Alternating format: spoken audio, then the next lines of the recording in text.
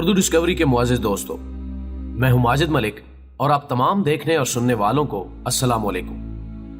دوستو، مذہب شروع سے ہی انسان کی ضرورت رہا ہے اور یہی وجہ ہے کہ کبھی ہمارے آباء و اجداد نے ستاروں کو اپنا معبود بنانے کی کوشش کی تو کبھی سورج جیسے بڑے جسم سے متاثر ہو کر اس کے ساتھ اپنی عقیدتوں کا رشتہ جوڑ لیا۔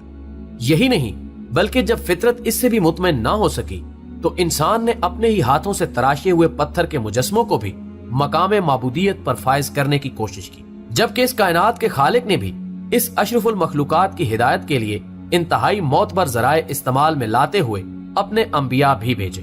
اور خوش قسمت لوگ ان کے پیروکاروں میں شامل ہوتے گئے،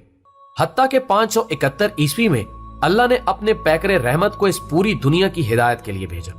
اور نبی رحمت صلی اللہ علیہ وآلہ وسلم کے ذریعے دین کی تکمیل فرما دی۔ آپ صلی اللہ علیہ وآلہ وسلم نے اپنی 63 سالہ حیات اقدس میں ایک عالم کو صراط مستقیم سے سرفراز کیا، لیکن اس کے باوجود دنیا کا ایک بڑا حصہ اس نعمت سے محروم رہا جس تک ہدایت کا یہ عالمگیر پہنچانے کی ذمہ داری امت کے سپرد کر دی گئی۔ لیکن ناظرین، انبیاء کے بعد مبلغین کی یہ ذمہ داری بھی اس پیغام کو پہنچا دینا تھا، جبکہ ہدایت کا اختیار اللہ نے صرف اپنے پاس رکھا اور لمحے موجود تک ہم دیکھتے ہیں کہ عالم میں کئی مذاہب وجود میں آئے جن میں سے کئی کت مٹ گئے اور کچھ کے پیروکار ابھی تک باقی ہیں۔ لیکن آج جس مذہب اور اس کے بانی کا ذکر ہم آپ کے سامنے رکھنے والے ہیں، انہوں نے اگرچہ کبھی بھی اس کو آسمانی مذہب کے طور پر پیش کرنے کی کوشش نہیں کی، لیکن قرینہ انصاف یہی ہے کہ ان کی تعلیمات فطرت سے قریب تر تھی اور شاید یہی وجہ تھی کہ عالم اسلام کے ایک بہت بڑے بزرگ حضرت نور الدین نعمت شاہ ولی، جن کی 850 سال قبل ہونے والی پیشگوئیاں آج بھی دنیا کے سامنے ان کی سچائی کی گواہی دے رہی ہیں، نے فرمایا تھا کہ اس فقیر کا بازار بہت گرم ہوگا اور اس کا نام نانک ہوگا۔ یہ 15ویں صدی عیسوی کا واقعہ ہے جب سکھ مذہب کے بانی بابا گرو نانک لاہور کے قریب ایک قصبے تلونڈی میں 29 نومبر 1469 کو پیدا ہوئے، جس کو آج کل ننکانہ صاحب کے نام سے جانا جاتا ہے۔ بابا گرو نانک کے والد، جو کہ ہندو مذہب سے تعلق رکھتے تھے، پیشے کے لحاظ سے ایک پٹواری تھے، جبکہ اس عظیم صوفی کی واحد ہمشیرہ بی بی نانکی عمر میں آپ سے 5 سال بڑی تھی، جس نے آپ کی پرورش میں اہم کردار ادا کیا اور شاید یہی وجہ تھی کہ جب ان کی بہن کی شادی سلطان پور کے ایک زمیندار سے ہوئی تو گرو نانک بھی کچھ عرصے بعد اپنی بہن کے گھر ہی منتقل ہو گئے۔ کتب تواریخ کی شہادتوں کے مطابق بابا جی کا مزاج بچپن سے ہی عام بچوں سے جدا تھا۔ ایک روایت کے مطابق جب 7 سال کی عمر میں انہیں اسکول بھیجا گیا تو ایک دفعہ دوران کلاس جب انہوں نے حرف الف کی تشریح کرتے ہوئے اسے اپنے نظریہ وحدت کے ساتھ جوڑا تو استاد سمیت ان کے کلاس فیلوز بھی حیران رہ گئے۔ معزز خواتین و حضرات، کہا جاتا ہے کہ گرو نانک کی پیدائش کے فوری بعد ایک جوتشی کو بلایا گیا تاکہ وہ ان کا ذائچہ بنا کر ان کے مستقبل کے بارے میں بتا سکے۔ جوتشی نے ان کے والد سے کہا کہ وہ نو مولود کو دیکھنا چاہتا ہے، اور جب آپ کو اس کے سامنے لایا گیا تو اس نے دیکھتے ہی کھڑے ہو کر کہا کہ یہ بچہ آنے والے وقتوں میں بہت بڑے روحانی مقام کا حامل ہوگا، اور پھر ایسا ہی ہوا۔ نانک نہ صرف سکھ مذہب کے بانی کہلائے بلکہ برصغیر پاک و ہند کے علاوہ دنیا کے دیگر ممالک میں بھی آپ کے عقیدت مندوں کی تعداد لاکھوں میں ہے، جبکہ سکھوں کے علاوہ ہندو اور مسلمان بھی ان کو انتہائی احترام کی نظر سے دیکھتے ہیں۔ آپ کی زندگی پر لکھی جانے والی معتبر ترین کتاب جنم ساکھی کے مطابق بابا گرو نانک جب زمانہ طالب علمی میں کہیں باہر نکلتے تو بادل کا ایک چھوٹا ٹکڑا ان کے سر پر سایہ فگن رہتا، جبکہ ایسی روایات بھی اس کتاب کا حصہ ہیں کہ جب وہ کہیں کسی ویرانے میں جا کر لیٹ جاتے تو ایک کوبرا سانپ ان کی حفاظت کے لیے موجود رہتا۔ آپ نے اسکول کی تعلیم کو جلدی خیر بات کہہ دیا اور دنیا کی زندگی سے اپنی دلچسپی کم کر لی۔ ایک سکھ روایت کے مطابق جب ان کی عمر 30 سال ہوئی تو وہ ایک دن اپنے ہی علاقے کے ایک تالاب میں نہاتے ہوئے ڈوب اور پھر 3 دن کے بعد دوبارہ نمودار ہوئے تو لوگوں نے احوال جاننا چاہا، جس کے جواب میں وہ صرف اتنا ہی کہتے رہے کہ نہ کوئی ہندو نہ کوئی مسلمان۔ یہ بابا گرو نانک کی زندگی کا وہ موڑ تھا جس نے ان کی زندگی میں انقلاب برپا کر دیا، جس کے بعد انہوں نے سفر اختیار کیا اور پہلے بنگال اور پھر آسام کی طرف گئے، جبکہ آپ نے سری لنکا کا سفر بھی اختیار کیا اور پھر اس کے بعد کشمیر، تبت اور لداخ کا سفر بھی آپ کی زندگی میں ملتا ہے،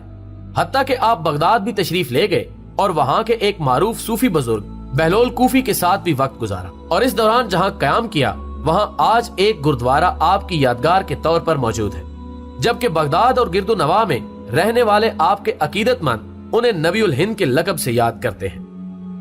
नाज़रीन गिरामी, अगर बाबा गुरु नानक की तालीम को देखा जाए तो उनमें मुसावात का दरस मिलता है, जिसमें आपने ख्वातीन के हकूक पूरे करने के अलावा रिज़्क़ हलाल खाने की तरगीब दी है।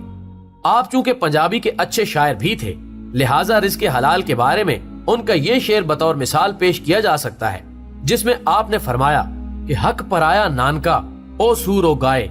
गुर पीर हामी ता भरे जा मुर्दार न खाए।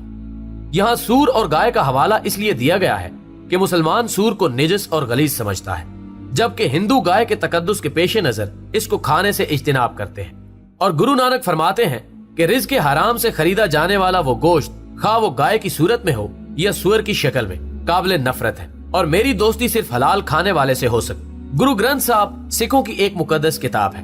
जिसमें खुद उनके अलावा मुसलमान सूफियों और हिंदू भक्तों का कलाम भी मौजूद है, जो कि बाबा गुरु नानक की पहली हमदिया नज़म चुप जी से शुरू होती है। इस नज़म में वो हिंदू मत के कई खुदाओं के नजरिए की नफी करते हुए फरमाते हैं कि वो वाहिद है जिसे ना तो मिट्टी से बनाया जाता है और ना ही वो किसी माँ के पेट से जना जाता है, बल्कि वो बेऐब है, खुद सारे जहां का खालिक है। उन्होंने अपनी जिंदगी का बेशतर हिस्सा सफर में गुजारा, जबकि आखिरी 15 साल आपका कयाम करतारपुर भारत में रहा। जरूरियात बूदोबाश के लिए आप ज़राअत से मंसूब रहे, लेकिन इसके साथ साथ उन्होंने तबलीग का अमल भी जारी रखा। उनकी वफात के बाद उनकी तदफीन के बारे में भी मुतअद्दिद रिवायात तारीख के सीने में महफूज है, जिनमें से एक के मुताबिक जब आपका आखिरी वक्त करीब आया और जाहिरी हालात से अंदाजा हो रहा था कि अब आप इस दुनिया से जाने वाले हैं, तो हिंदू और मुसलमानों दोनों का दावा था कि वो उनके राहबर और रहनुमा। और इस मौके पर आपने फरमाया कि कुछ फूल मेरे सरहाने रख देना और 3 दिन के बाद जिसके फूल मुरझा जाएं, उसी अकीदे के मुताबिक मेरी आखिरी रसूमात अदा कर देना। लेकिन इस वाक़े की कोई सनद हमें बावजूद कोशिश के मुयस्सर नहीं आ सकी। अलबत्ता तारीखी हवालों के मुताबिक बाबा गुरु नानक 22 सितंबर 1539 को इस दुनिया से मुंह मोड़ गए और अब तक उनके जन्मदिन के मौके पर उनकी जन्मभूमि यानी ननकाना साहब में उनके उर्स का एहतमाम किया जाता है, जिसमें भारत के अलावा बरतानिया, Canada, Malaysia, Singapore, Thailand, America और यूरोप के दीगर कई ममालिक से सिख पाकिस्तान में आकर ननकाना साहब में अपनी अकीदतों का इजहार करते हैं।